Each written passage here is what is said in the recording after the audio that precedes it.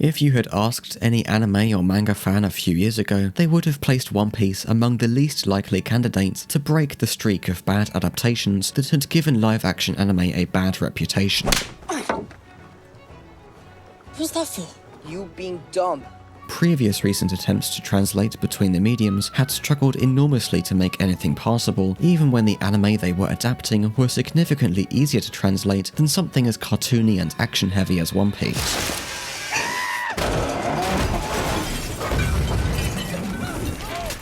The remakes of Death Note and Cowboy Bebop were so disappointing that their respective fandoms were appalled and offended, and after the dust settled, many people wrote off the chance Netflix or any other big studio would get one of these remakes right anytime soon. But then in 2023, the same studio that failed with Cowboy Bebop came along with a live-action One Piece that has already been renewed for a third season, and so far, of the currently released first and second seasons, it has remained faithful enough and high quality enough to avoid starting a riot amongst one of the largest and most dedicated fan bases in the history of anime.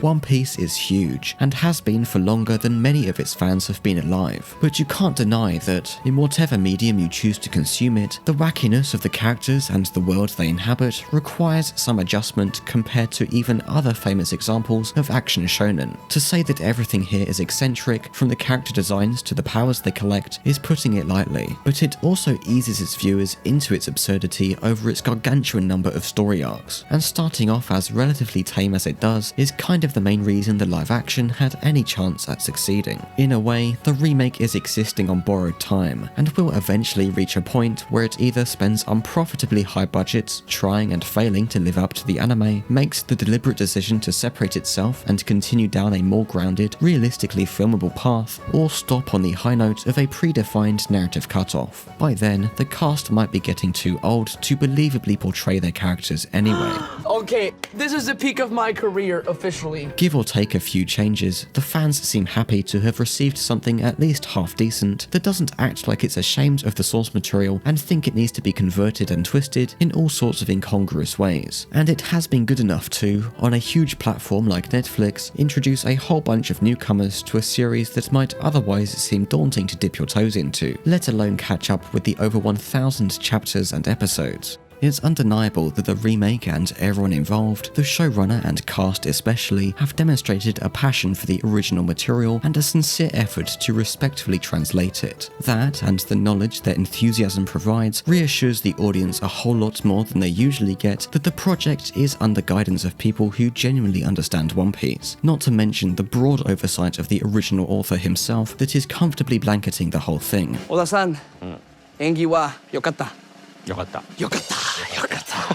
The production budget for Season 1 reportedly sat at around a lavish $200 million, which is significantly more than Game of Thrones received for its final season. The more you see of the set pieces, environments, costumes, prosthetics, and CGI, the easier it is to understand why that number was high, but maybe not that high, for a first season. The current trend is not to resort to CGIing everything, so the utilization of some practical effects for these things doesn't go underappreciated in the current cinematic climate, helping maintain a real-life physicality to bizarre designs that are impossible to entirely replicate in live action, at the risk of things often feeling very theatrical, like watching a bunch of cosplayers making an unusually expensive fan film in which everything does kind of look like it takes place on a film set. To be fair, when trying to stay as faithful to the cartoonish campiness of the original as possible, some level of theatricality was probably unavoidable, and that starting point actually gives the show a better excuse to look like that than Cowboy Bebop. Later seasons of One Piece aren't let off the hook when it comes to budget either, as this is first and foremost an adventure story, and the characters are often traversing new ecosystems inhabited by new characters, as though each island they visit to fix whatever issue is plaguing it were an extended, episodic encounter in one larger, ongoing story orbiting the main cast's personal dreams. The characters might never entirely escape looking like real people dressed as anime characters whilst behaving as much like their animated counterparts as they can get away with without being so cringe they disgust 90% of Netflix viewers, but given the straightforward cartoonish material from the original they have to work with, I think everyone in the cast does a decent job, with some wonkiness here and there. The casting is the most noticeable thing about any adaptation. It doesn't matter how well written the script is, or how beautiful the cinematography may be, if the actors can't deliver the story's dialogue and emotions as needed.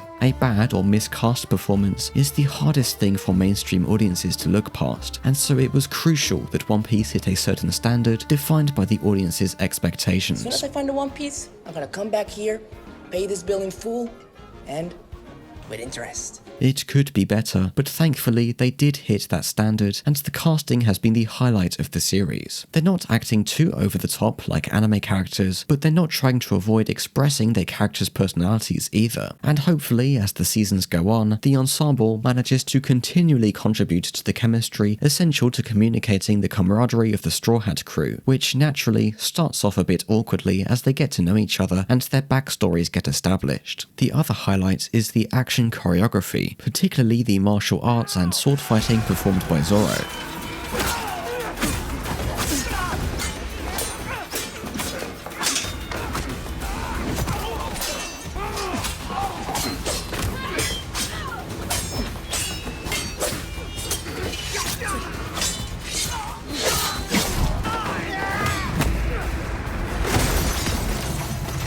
Compared with many television and even film productions, the fight scenes are narratively compelling, easy to follow without being ruined by overly frantic editing or nonsensical camera work, and largely avoids the stuntmen waiting for their cue issue that often weakens choreography, possibly already being hindered by a famous actor's slower movement.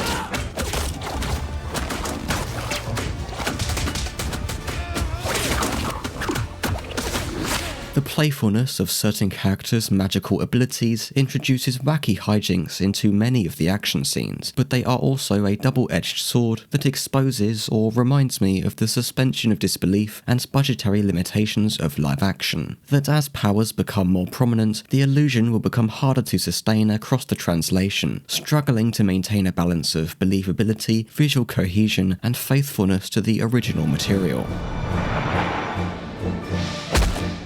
The go-to example of cartoonish martial arts working really well in live action is the 2004 Stephen Chow film Kung Fu Hustle, which on a much smaller budget and with 20 years older CGI than One Piece was able to embrace exaggerated physics, impossible stunts, and elasticated impacts in ways that resemble Looney Tunes style animation.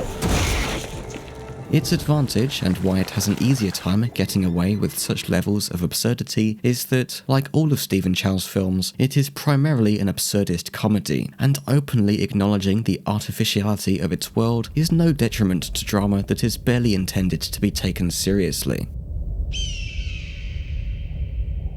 One Piece has to find a spot closer to the middle ground in between cartoonish comedy and emotional sincerity, and an example of an anime that would exist in the middle ground in between One Piece and Kung Fu Hustle would be One Punch Man. The manga of One Punch Man and the first season of its anime were highly revered for their detailed art and lightning-in-a-bottle level of animation, and though some serious themes do make their way into the characters, the events of the story are still largely a parody of superhero and shonen tropes. Supposedly, a live-action remake of One Punch Man is in the works, but I'm surprised it hasn't already been attempted. At the very least, a movie adaptation of that first season. It would have an easier time translating to live action than One Piece because of its simpler superhero powers and sillier story, but ultimately it would still face the same fundamental issue, that the imitation of animation is held back by being live action, and the strongest version of the story it will never escape being compared to will still be the animated version. One Piece's advantage there is that the anime episodes the live action is currently adapting are noticeably dated, their fight scenes and displays of power not animated nearly as well as those in much later episodes or in the first season of One Punch Man.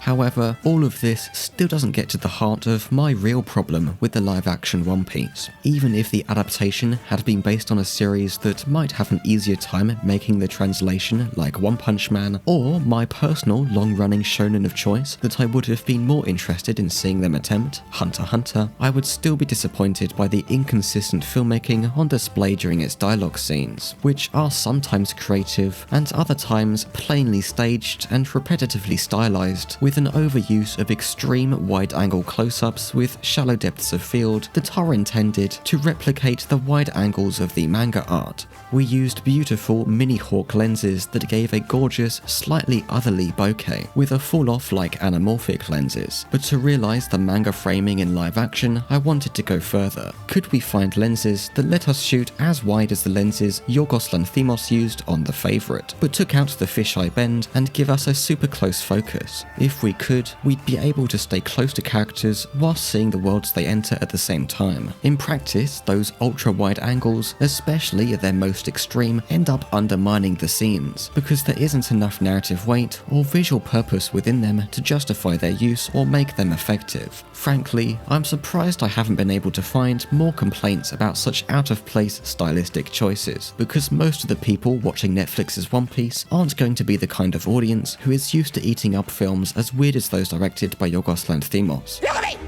How dare you! Close your eyes! And at the worst of times, they'll haphazardly stitch too many unnecessary angles together that don't meaningfully contribute to the emotional flow of the scene and ruins the satisfying cinematic rhythm it might have been able to have in spite of using too many close-ups. The editing and shot choices drawing attention to themselves rather than becoming either invisible components of the drama of their scenes or thoughtful creative choices that look appealing and make me think about what the scenes are trying to say with their visuals. This is it, crew?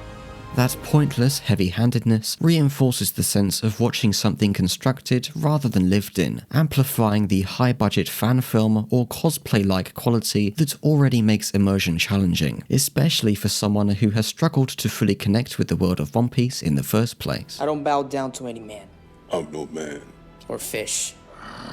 Thankfully, Season 2 has already made adjustments to align with my seemingly nitpicky preferences I've scarcely seen anyone else bring up. The wide-angle close-ups are less extreme and avoids the jarring anamorphic distortion that stood out whenever it was at its most extreme. Nevertheless, the season still leans too heavily on close-ups of arbitrary closeness. For instance, take the introduction of the old man lighthouse keeper, who Luffy meets after his ship and crew get swallowed by a whale immediately upon entering the Grand Line down the reverse mountain. It's a pretty big set piece and an important part of the story, because the Grand Line is where the subsequent adventures take place after the previous several dozen chapters that began the series acted as a sort of starting zone. The first sense we get that someone else is present on this cliff edge is a shot slightly lingering as the frame drifts to one side, which is barely perceptible because it's such a short and small movement within the usually random movement of the handheld shots most of the show is presented with. There's a platform blurred in the background behind Luffy, but nobody obviously standing there. The keeper is standing there, but it's so blurry he just looks like part of the structure, and the shot quickly cuts over to him mid-sentence and loading a giant syringe into a cannon-like device. You're gonna need something a lot bigger than your fists.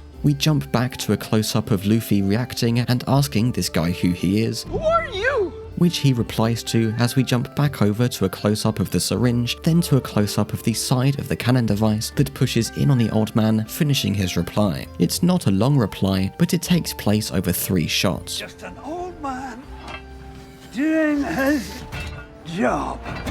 He fires the syringe towards the whale, it flies past Luffy and lands in the whale's side, followed by more close-ups of reactions, and the only actually good shot that isn't latched onto a CGI syringe flying towards a CGI whale is this over-the-shoulder of Luffy's perspective looking over at the platform, and this shot is only good because it pulls focus from the platform to Luffy when he turns around to give his reaction to the news that his friends are dead. Your friends are dead.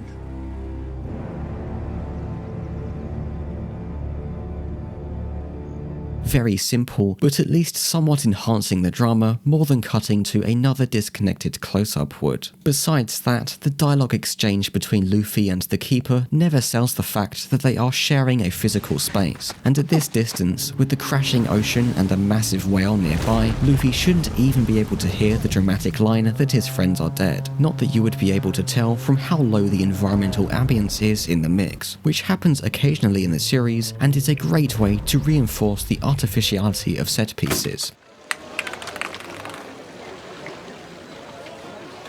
Your swords sing to me.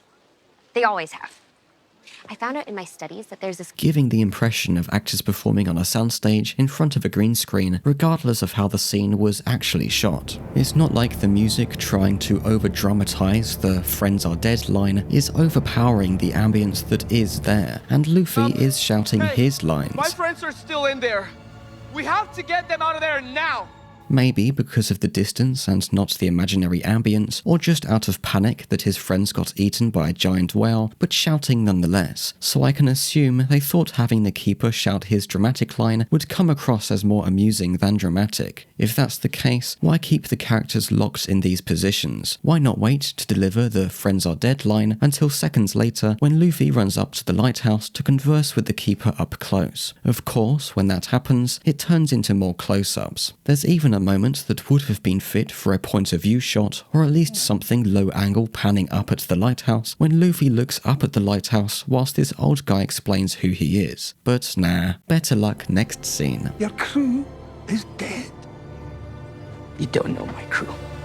The next scene is the crew alive and still aboard the ship from inside the whale. A little more variety featured here because there's more characters in the scene, but still lots of not so great looking blurry close-ups, and the scene after that, in a completely different part of the world, couldn't feature more mundane framings of characters awkwardly standing around an almost silent market if it tried. As though, as soon as the characters need to deliver dialogue, they all enter a sound muffling bubble separating them from the extras. Hi.